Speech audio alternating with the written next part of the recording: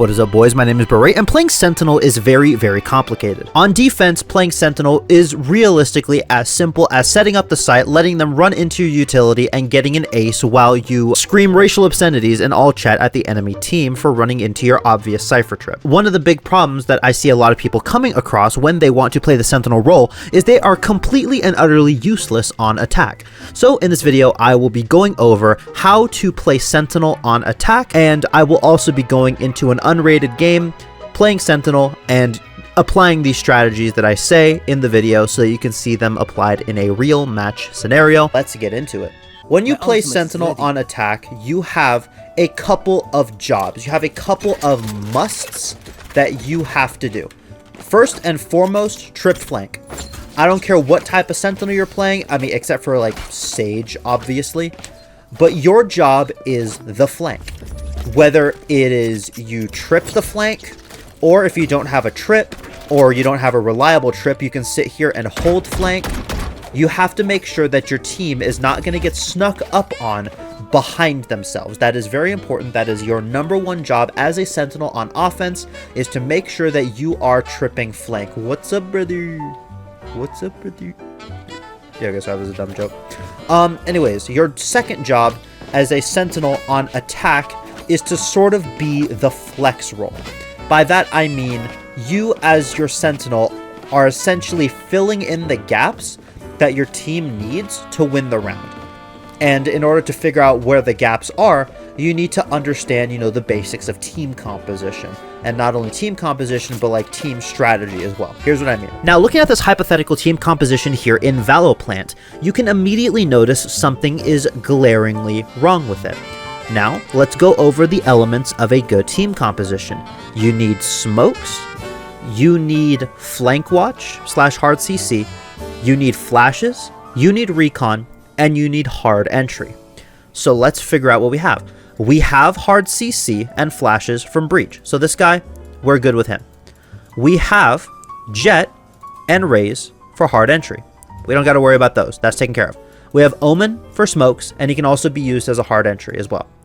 So what are we lacking with this team composition? And also, obviously, we have Cypher for flank watch, but that's a given. So what are we missing here that Cypher can, add to the team? Recon, that's correct. Now, what can you use for Cypher in terms of recon? Well, you have a couple of options. You have your camera, obviously. You can, use your camera, have your camera, go around and be like that. So you can use your camera for recon, or you have your ultimate as well. However, you do need to get a kill for your ultimate to be good. So probably in order to fill this, you would need your camera, just like that. Now, let's go to a more extreme example here. Imagine instead of having smokes, you have like another initiator or something, right? Standard ranked environment. How would you, as a Cypher, fill the smokes? Well, since you are the flex, you would, use your cages as smokes. Now, obviously, will a real controller be better in every scenario, in every way? Yes. But since it is now your job to fill for that gap in your team composition, you should be good. Now, I'm sure you're asking yourself, but Berate, what would happen in the scenario of my team composition is fine? So let's say we have, the Omen here, right? But instead of a second duelist, we get like a Gecko or something, right? Or a Gecko, not even a Gecko, let's say we get like a Sova or something, right? Like something that has like actual hard recon, right? Then in this scenario, you would want to play strategy number 2, which is lurking. Now, lurking as a Sentinel is very, very strong, and I have gone over how to lurk in the past, namely in my how to win with bad aim video, and also my advanced offense guide video, and also my lurking video. I don't really have a video on lurking, but there was a video where I talked a lot about lurking. It was a VOD review that I did. But I'm going to go over the strategy here in as much detail as I possibly can. So flank is tripped. You don't have to worry about flank. Your team is doing their own thing, and you're going to be off getting a lurk. Now, lurks are all about timing. You always want the enemy team to be scared of the lurk, but you don't want to be lurking every single round. A strategy that I like to employ, especially when I'm playing, Sentinels that are very good at lurking, such as Cypher and Deadlock, not really Killjoy, but Chamber's definitely up there as well, is Lurk every other round. Now, obviously, there's a bit more nuance to this, but if you want just a bread and butter, you know, just cookie cutter and ship it out strategy, Lurk every other round. That is a good way to keep the enemy team scared of the Lurk without risking getting caught every single time. Now, Sunset is very good for lurking. So that's the reason why I chose this map for the example. So here is what I will be doing on Sunset for Cypher. So here's my basic lurk strategy. First off, I've tripped flank. Flank is tripped, we're good, we don't have to worry about that. Now it is time to lurk. What I'm going to do is I'm going to sit and I am going to wait in a spot where folks can run into my crosshair and I can potentially get a free kill, right? That's the first step. You have to sit and you have to wait and play very, very passive. However, playing passive doesn't mean that you're just, you know, sitting all the way in spawn doing nothing, doop-de-doo. You still want to have an opportunity to give yourself impact in the round, but you are not the instigator. You are playing very reactively. You're playing very reactively. So, a good place to do it is to sit on an off angle and hold something, so that you can get one and leave and have options, or you can really, really commit to the off angle here, and then just really, really commit to this fight, in the hopes that you will see them before they see you and you kill them. So the idea behind this spot is as they rotate across from market, maybe they don't close market door and you get a free kill and you punish them for not closing it. Or if you sit here, you can sit here and wait for them to cross top mid rotating, bang bang, you pop them like that. Now, when should you start your lurk?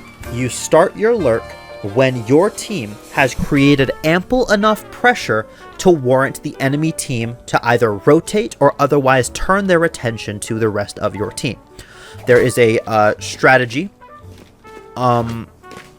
that sort of comes from chess called PP on the PP, but instead of in chess, it's place pressure on the pinned piece. In this one, it's play passive until pressure placed. PP on the PP, play passive until pressure placed.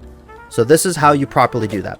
So imagine your team is sort of just, you know, running it down B main. We have flashes out. Your team is out on site. You know, there's smokes and everything. That would say that that's ample pressure placed for the enemies to be like, oh, hot diggity darn, I should probably get over to B or else I'm going to lose the round. This is your perfect opportunity to start your lurk.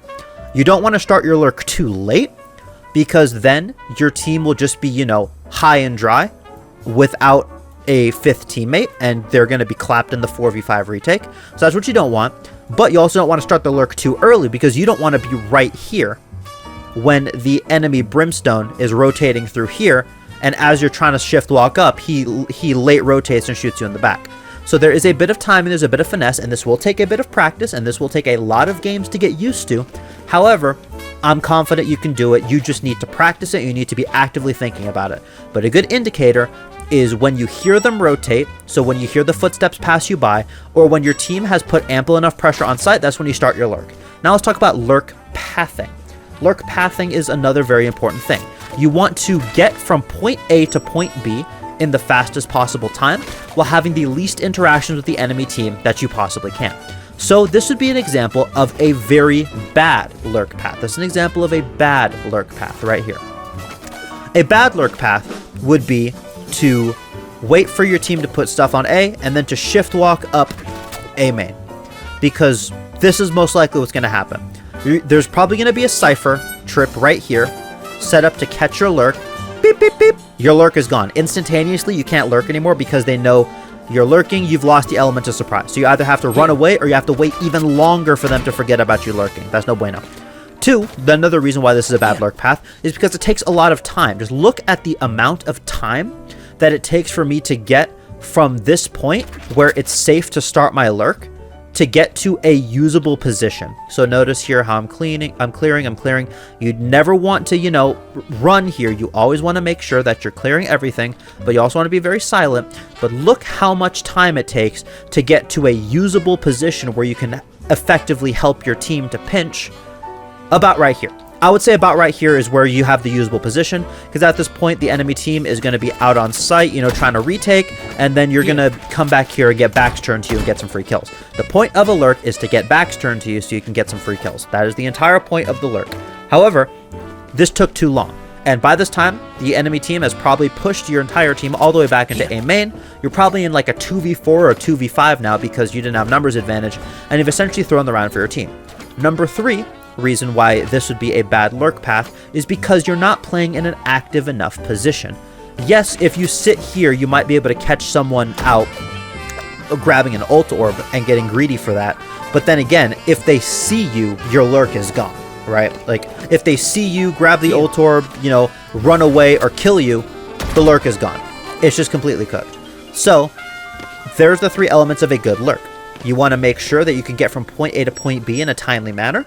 You want to make sure that you're not going to expose your position, i.e. playing in a high traffic area or playing in a spot where you know there's going to be a Cypher trip or a Killjoy turret or whatever. And 3, you want to make sure that you're playing in an active enough position before your lurk to allow you to get any kills on people rotating here, anywhere. So this is what a proper lurk path would look like. The round would start, I would place my trip for flank. I have to emphasize this because I swear that the Sentinel players in my ranked games are allergic to placing flank trips. I don't know what's up with it. I think they're just allergic, deathly allergic to it. But I digress. I will re-emphasize this until the day I die. If you're a Sentinel, put a flank trip, please and thank you. Secondly, after I place the flank trip, I'm going to be playing in an active position. For this one, I'm going to choose to play right here. The reason why I'm playing right here is as my team is applying pressure to B, I'm going to hope that somebody lurks through top mid, and I can get a free kill right here. And once I get that free kill, I don't have to lurk anymore because I just put my team in a 5v4 scenario, and I can comfortably go back to my team and fight the 5v4 with them. Now, what if nobody walks up there, and I hear them all rotate? That's when I start to walk up. I clear absolutely everything. I wait, I listen for footsteps, I listen for utility, and I make sure that I get a good timing so that I can get the proper back turn to me. I'm checking behind me to check for any late rotates. I'm clearing spawn, I'm holding spawn for a second, and then I'm walking up here, and probably by this point my team is planting the bomb, and the enemy team is ready to rotate off tap.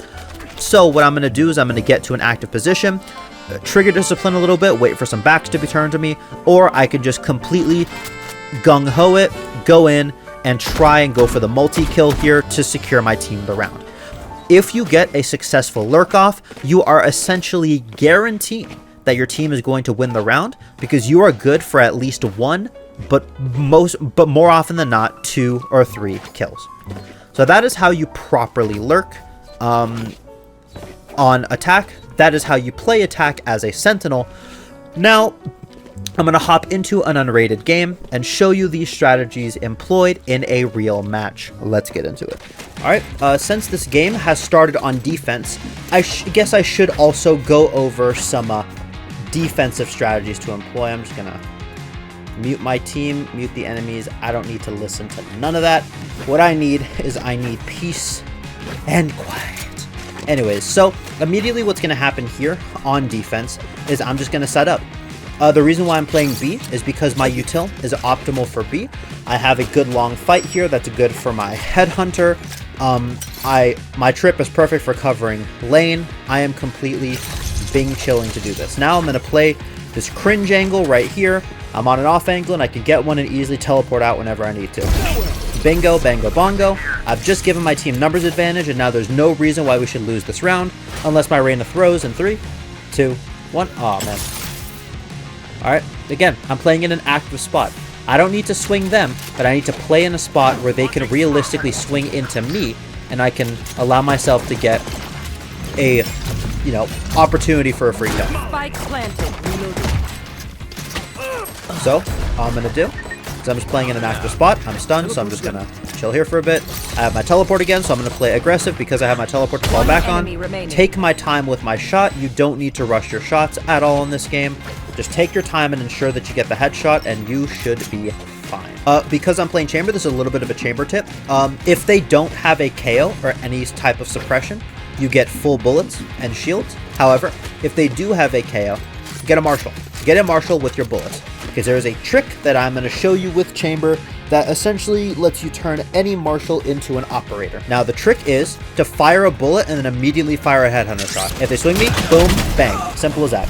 All you have to do is fire a marshal shot, immediately switch to your headhunter, and even if they have full armor, full shields, you can just obliterate their health before they can react. and it's just slightly slower than an operator. This is something only Chamber could do, and I thought I'd throw the tip out there. Now, the reason why I'm going for an early operator here is because as Chamber, you are not really equipped to let your util do the talking for you. You are the Sentinel setup. As a Chamber, you are essentially a walking Sentinel setup, and you need to play as such. And what is the, power of a Sentinel setup? The power to essentially say, hey, if you come into this sightline, this utility, you die. Simple as that. So, the way I do that without a cipher trip is with an operator.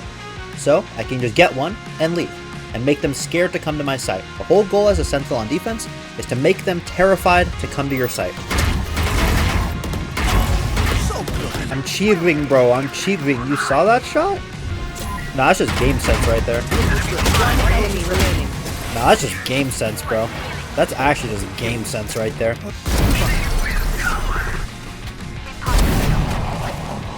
Spike down mid.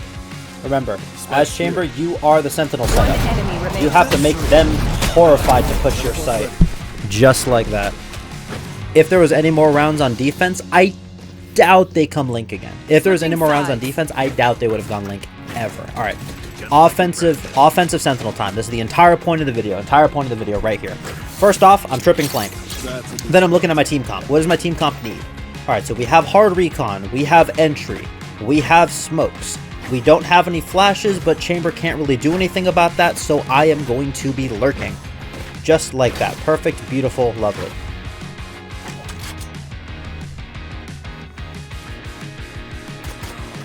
Again, play passive until pressure placed. There's pressure placed on Link right now, so I'll probably be able to catch a rotator through art. Bingo, just like that. Again, there's pressure placed on Link, so I catch the rotator through art, and now that my team has colossal numbers advantage, I don't need to lurk anymore. I can quite literally just run with my team and then let them finish the round out. I can play with my team, I can play like a normal person. I don't have to play weird. Alright, I think that about sums up my point. They did FF, so sadly I didn't get to play out that entire game, but y'all get the idea. Hopefully y'all enjoyed this video. If you enjoyed, please leave a like and subscribe. Join the Discord server down below. I will be doing more VOD reviews again, so please submit your VODs to me so I can review them and get more money, more content. Yay, yay, bye-bye.